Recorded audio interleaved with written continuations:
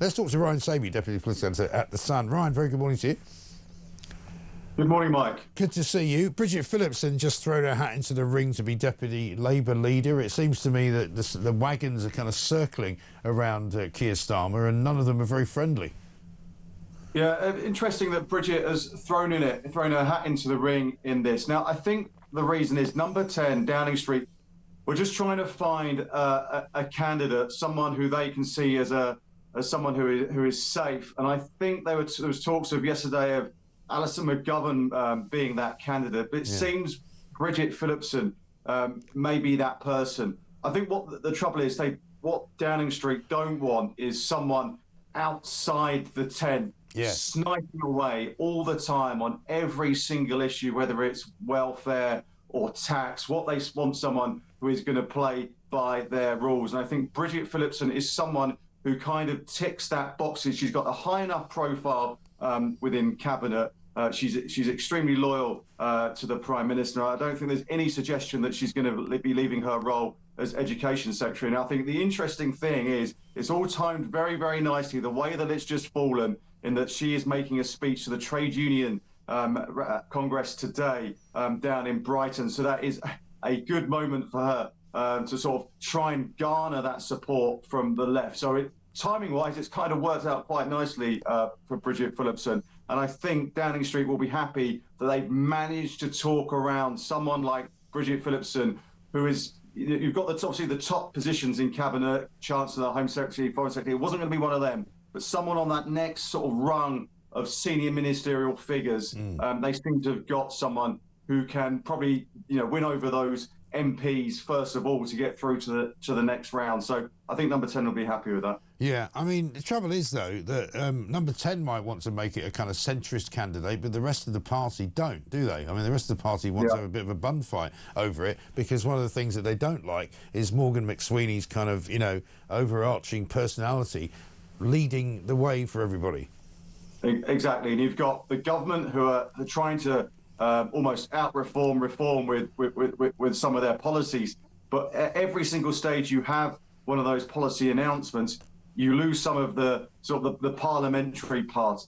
And I think that's really, really tough. And they've got to equate that. So that's why you want to, lots of people in the Parliamentary Labour Party will want someone from the left to at least stand and give it a good go.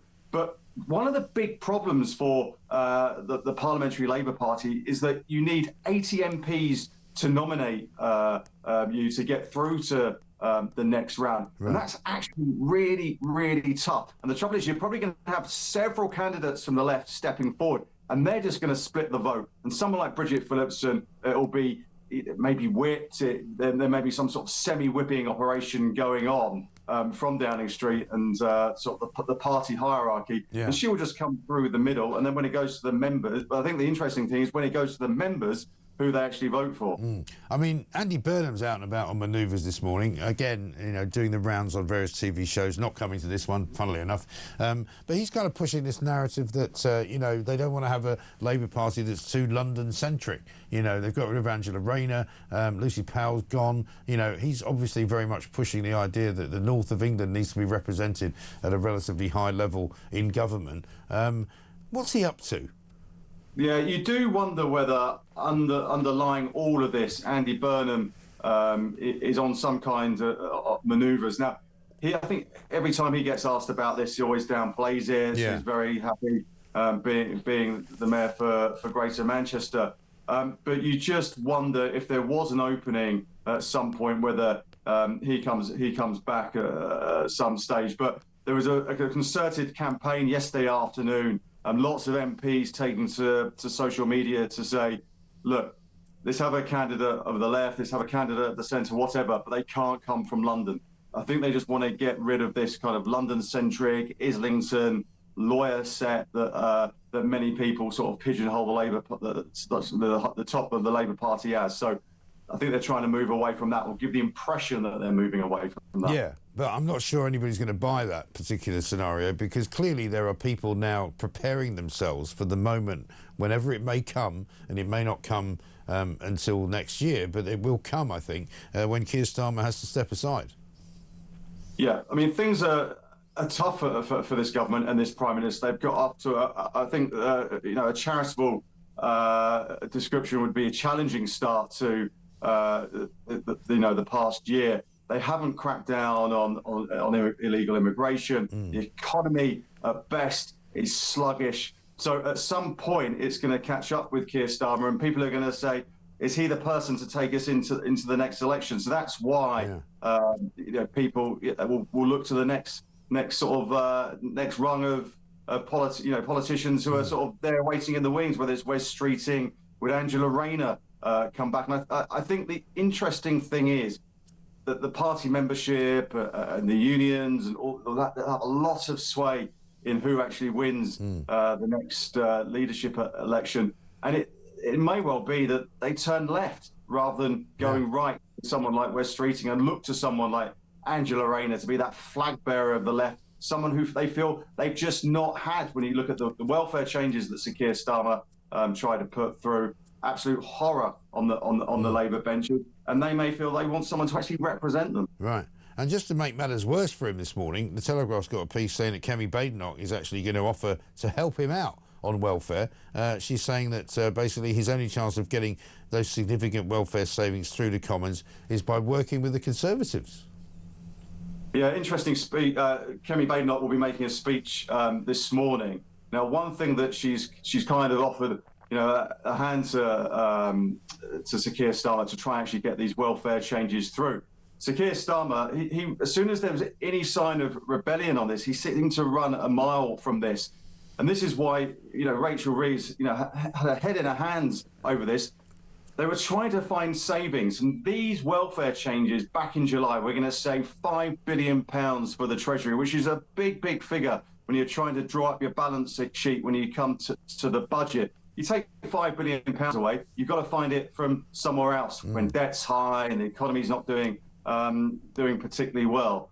So Kemi Badenoch will say, look, we'll work with the government to get this through. Now, the trouble is, to get votes through, the government relying on opposition votes is never a good look, particularly when you've got a majority of 160, 170 in Parliament. It is not look good. And also, the Keir Starmer walk into that trap of looking like a weak Prime Minister. Sure. And obviously coming off the back of this past weekend when Reform had their very successful conference in Birmingham, which appears to have kind of hoovered up not just some defected Tory voters, but actually some Labour voters from the Red Wall seats as well. Yeah, that's what it's going to do. I think the more that Nigel Farage is exposed out there and people look at him, they hear what he's got to say, and people actually take him extremely seriously as being a potential Prime Minister in waiting, he is going to gather up that support. Now, I think the interesting thing is the closer you move to the next election, or you've got Scottish and Welsh elections next year, people will judge how they are doing in councils and whether they're spending that money wisely, whether they're coming up with the right policies or what have you. So I think it's as well as as good as Nigel Farage is actually grabbing the headlines on a sort of local level and actually a results-based sort of program, which people can actually see whether Reform are actually going to do a good job. So Reform flying high, and I can't see anything changing from that for a good while yet. Yeah, indeed. And finally, you mentioned Wes Streeting, who might be sort of out in the cold slightly if Labour moves to the left. I mean, he's in the front pages today, certainly on the front page of the Telegraph. 4 in 5 NHS hospital trusts are failing, according to the first league tables of their kind, instituted by Wes Streeting, in fact, who's now been in charge of the health service for the last 14 months. It's a bit of a gamble, this, it seems to me, because on the one hand, good for him that he's making it more transparent to see how your hospitals are doing up and down the country, but really bad news that so many of them are failing. Yeah, he's got I think he always knew he was going to have a big job on his hands when he came into government last July, and I think it was just, he sort of, called on, set up a couple of reviews to look at everything, and I think he just looked on in horror at what he saw. Yeah. But to see those results, 4 in 5 seen as failing, he knows that he's got to turn around this pretty quickly. People always see, immigration, the economy, the NHS as the big three subjects. It kind of seemed that the NHS was doing pretty well. Waiting lists were coming down, but when you see those numbers and those numbers of failing hospitals, that's pretty stark. And Wes Streeting will know that he's got a job to do. Yeah, absolutely right. Good to talk to you, Ryan. Thanks very much indeed. Ryan Sabey, Deputy Political Editor at The Sun.